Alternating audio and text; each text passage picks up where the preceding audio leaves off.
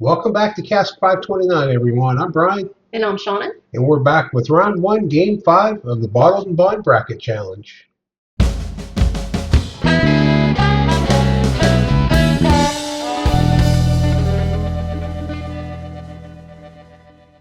Okay, everybody, here we are. We got 2 more bottles out of the competition on the bar. Yeah. Ready to go. We've got McBrayer Bottled-In-Bond. We do, Old McBrayer. And we've got some new Riff. Riff, the 4-year Bottled-In-Bond bourbon. 4 years. Both bourbons. Yeah. So, if you are new and you haven't watched one of the previous 4 episodes, we pour these up a little in advance. Shauna puts them on the turntable. We do different things getting ready. We don't pay any attention to this. So it's as blind as we can possibly make it. Yep. She does have the bottom of the glasses labeled. Mm-hmm. Double labeled so we can't see through the glass and see what they are. Also, we won't look at each other while we're sipping, so we can't see what they are. And we'll try not to look at each other's scores either. That's right. Last one. Turn that out for you. Thank you. And they're both in Cask 529 blends. We try to keep it as consistent as we possibly can. Now, every show to this point, the colors have been the same. Mm-hmm. We had a show where both bottles were in containers, like a box and a tin or tube. You couldn't see what color the juice was. After that, everything's been pretty much the same. I will say, glass 2 looks a little bit darker than glass 1. However, the new Riff bottle, you can't see in there. So. You can't see what color it is. So who knows? Oh, yeah. I guess it might be just a shade. Yeah, just a tint. Not like 1 not or 2 lot. tints darker than glass 1. But Yeah. it's noticeable, just not. And so also, if you are just joining us, we do have several of our paid patrons playing along with us. They did brackets and they are playing along to see who wins the tournament. So we started with 16 bottles. Yep. And these are 9 and 10. These are bottles 9 and 10 of the first round tonight. Yep. So there's been some surprises. Yes, there has. Let's get started. Big surprise. Shall we? We shall. Nice nose. Sweet nose on this one.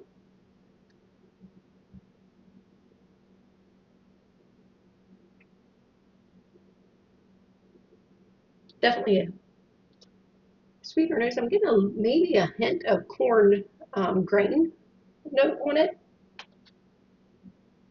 And a little bit of spice. I'm getting a little bit of spice. I got the sweet. I can't pinpoint the corn per se. Going in. Okay, cheers.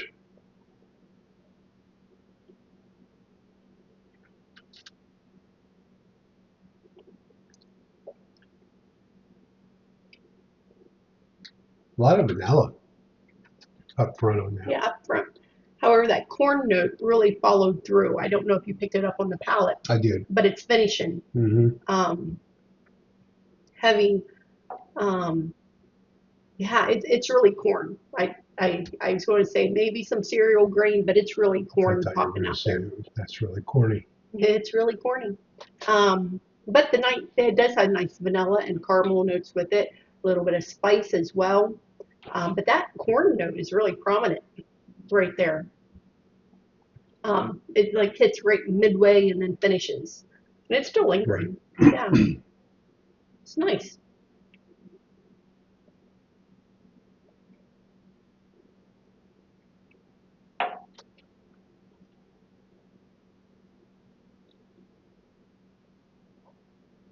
It's got sort of a thin mouthfeel. It does, but the finish lasts. It does. I completely agree with you. It doesn't coat your palate. Right. But the finish lingers. Getting a lot of black pepper on that second sip. All the other flavors are still there, but that pepper was more prominent. Yeah. Yeah, there's a nice heavy pepper note in there. Mm-hmm. There's a little bit, which shocks me for how it's not coating the palate, but there's a little bit of waxy note on the end as well. I have to look for that when I go back through it. I don't want to run out. One more sip. Third sip. I gotta have a third small tiny sip. Okay. Hope I don't run out.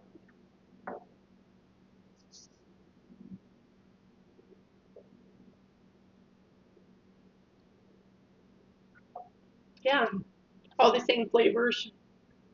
It's a nice solid pour. Not gonna lie, I don't know as if it's one of my favorite ones in this tournament. I'd agree with that. Only because that corn note, even though it's not off-putting or anything like that, it's really prominent. And I don't know as if that's one of my favorite notes. It's not a bad note. It's not ethanol, so that's No, it's not um, ethanol at all. It's flavor. it's a good solid pour. I'm just making reference to the ones that we've had so yeah. far. I don't know. I feel like the I don't biggest know. strike to me is the mouthfeel. Yeah, On it's that very one. thin, but Yeah. the finish goes on, which Yeah, is the other really weird. characteristics are there, which is very strange because, and the finish hangs on, like you said, Hmm. for several minutes. I mean, I'm definitely going to drink that one. You know, plus to me, it's the first pour I've had Same. for several days. Oh, I had a couple last night. Yeah, I haven't. So, I mean, I could go back to it and it could be I completely had different after I taste two this one. very small 90 proof pours last night. Look at you go with the 90 proofers. Right? Yeah, proud of you.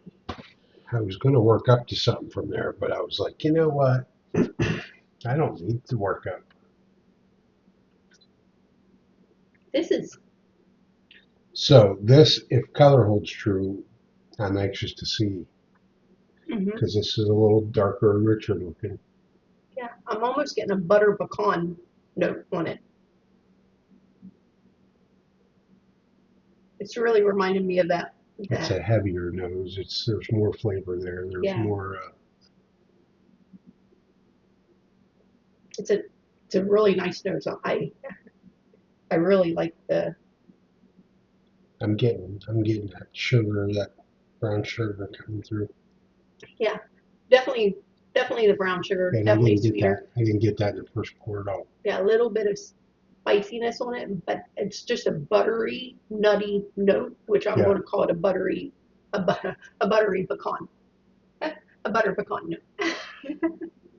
Okay. Hey, it's your world. Yeah, I'm just trying to live in it.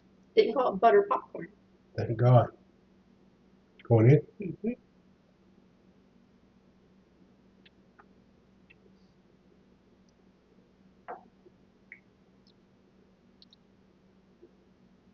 So that's a heavier mouthfeel. Yeah, coats. It's creamier Hmm. or buttery. Nice, sweet caramel, vanilla notes. Hmm. A little bit of that nuttiness on the very, very end. Um, so creamy. Yeah. Nice. Yeah. It's still lingering. Still lingering. It's still going. Got to do it again, but Yeah. I'm liking that one.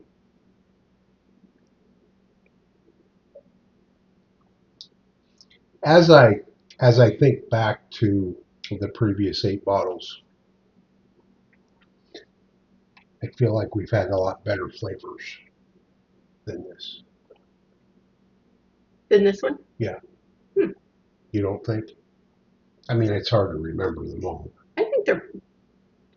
Um,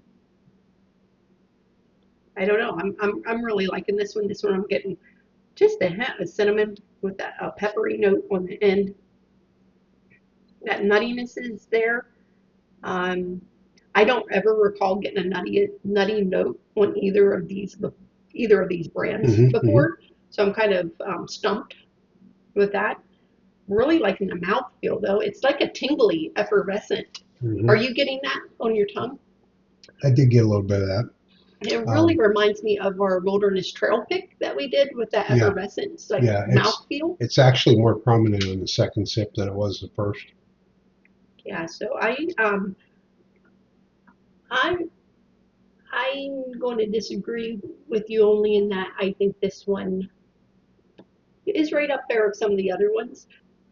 Had to go back to glass number 1 yet, but I don't think it holds a candle to this one. And I don't know which one's which, and so No, we kind have of no nervous idea. saying that. I know we're thinking along the same lines. Uh, I'm not nervous about it because this whole thing is blind. So, you know, and we know how blinds work. We might be drinking something we really love, but on a particular night, if you put it up against something side by side, It's it completely might not different. hold up. So, um, Yeah, I I I am enjoying all aspects of glass number 2. I like all the flavors. I love the mouthfeel in it. I love that effervescent type note um, that I'm getting. It's nice. Nice. That's after the third sip. So I can go back to the first one, have another sip, wash my palate.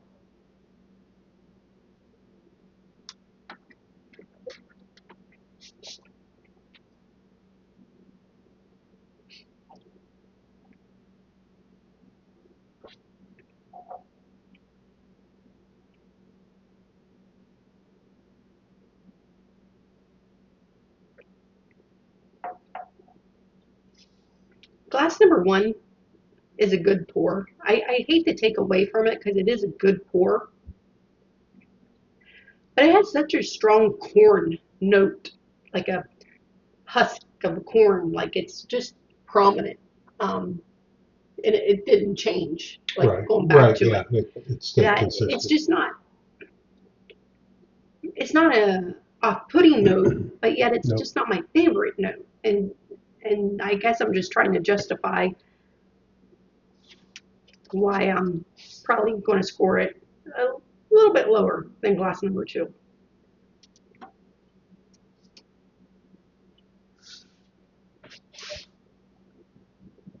All right, I'm ready. You ready? I'm ready. Glass 1. 76. I have it as a 75, so that would make a 75 and a half. Sure. Glass 2. 79. You did a 79. I did an 80. So that gives it a 79 and a half.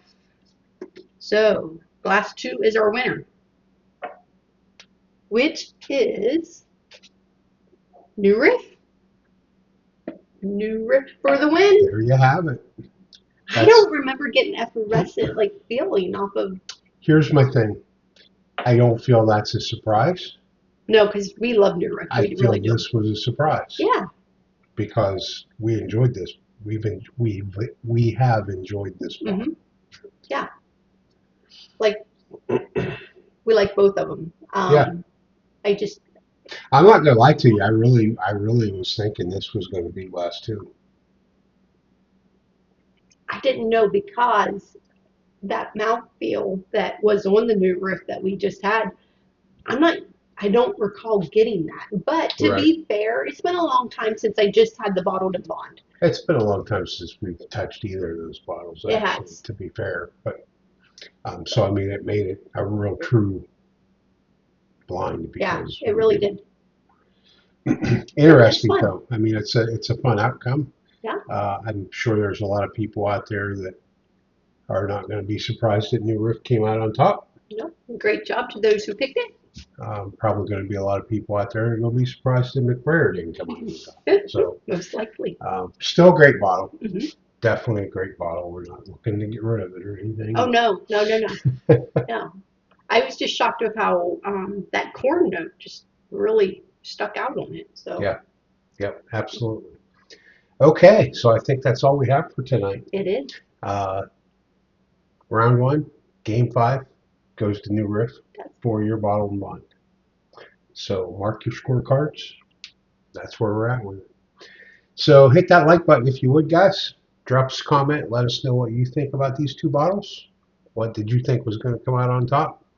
And until next time, be safe, everybody. Thanks, everyone.